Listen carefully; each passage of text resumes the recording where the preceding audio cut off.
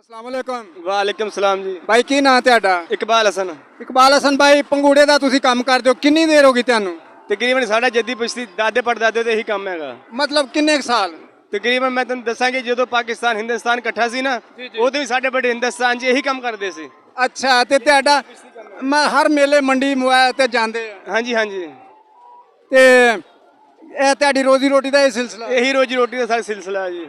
ਤੇ ਅੱਛਾ ਗੁਜ਼ਾਰਾ ਹੋ ਜਾਂਦਾ अल्लाह की रहमत है जी, गवर्नमेंट चलन देवे तो बच्चे ਨੂੰ रोजी मिल जाती है। ਅੱਛਾ ਭਾਈ ਤੁਹਾਡੇ ਬੱਚੇ ਫਿਰ ਇਸ ਤਰ੍ਹਾਂ ਤੁਸੀਂ ਮੇਲਿਆਂ 'ਚ ਰਹਿੰਦੇ ਹੋ ਤਾਲੀਮ ਹਾਸਲ ਨਹੀਂ ਕਰ ਸਕਦੇ नहीं कोई बच्चे विच पढ़ते हैं कोई विच नहीं भी पढ़ते। ਫਿਰ ਉਹ ਕਿੱਥੇ ਪੜ੍ਹਦੇ ਨੇ ਸ਼ਹਿਰ 'ਚ शहर टोबा टेक सिंह ਟੋਬਾ ਟੇਕ ਸਿੰਘ 'ਚ ਪੜ੍ਹਦੇ ਨੇ ਔਰ ਤੁਹਾਡੀ ਜ਼ਿੰਦਗੀ ਮੇਲਿਆਂ ਦੇ ਵਿੱਚ मेलियां दे विच ही है जी। ਤੇ ਸਾਡੀਆਂ ਭੈਣਾਂ ਵੀ ਤੁਹਾਡੇ ਨਾਲ ਹੀ ਹੁੰਦੀਆਂ हाँ जी हाँ जी, ਤੇ ਉਹਨਾਂ ਨੂੰ ਕੋਈ ਪਰੇਸ਼ਾਨੀ ਤਾਂ ਨਹੀਂ ਮੇਲੇ 'ਚ ਹੁੰਦੀ नहीं नहीं कोई परेशानी नहीं होती। ਆਉਣ ਵਾਲੇ ਲੋਕ ਜਿਹੜੇ ਨੇ ਉਹ ਤੁਹਾਨੂੰ ਤੰਗ ਤਾਂ ਨਹੀਂ ਕਰਦੇ नहीं तंग नहीं करते, बहुत अच्छा तावन करते हैं।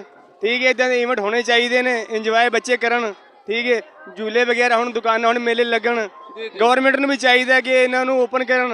ठीक है, ये झूले बंद न कराए जान साडे। ठीक है, साडे भी छोटे छोटे बच्चे ने, रोजी का सिलसिला।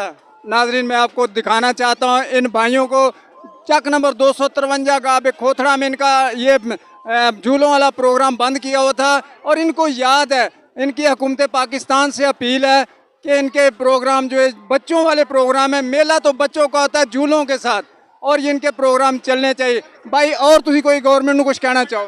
नहीं जी, गवर्नमेंट साढ़े यही अपील है, गवर्नमेंट साढ़े झूले ओपन करन, बंद ना करन किसी मेले मंडी दे विच किसी भी जगह के उत्ते। आप मेरे न्यूज़ चैनल नशर न्यूज़ में बात कर रहे हैं, नशर न्यूज़ के हवाले से आप कुछ गवर्नमेंट को और इलाके के लोगों को कुछ कहना चाहें जो तो कुछ भी तुसी कहना चाहो तो कह सकते हो।